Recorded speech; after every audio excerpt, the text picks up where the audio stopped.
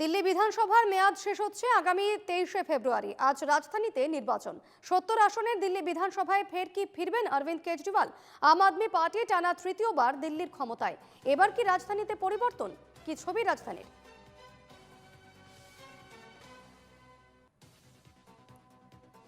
দিল্লি বিধানসভার মেয়াদ শেষ হচ্ছে 23শে জানুয়ারি। আজ বিধানসভার অধিবেশন দিল্লিতে এবং 70 আসনে বিধানসভার অধিবেশন।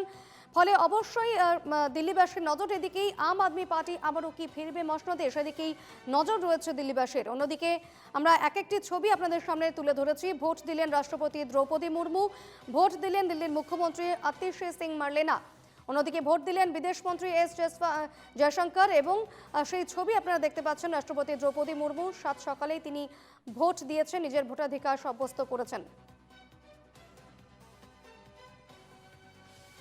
কি বলছেন ভোট দিয়ে আতিশী সিং মার্লেনা, শুনবো।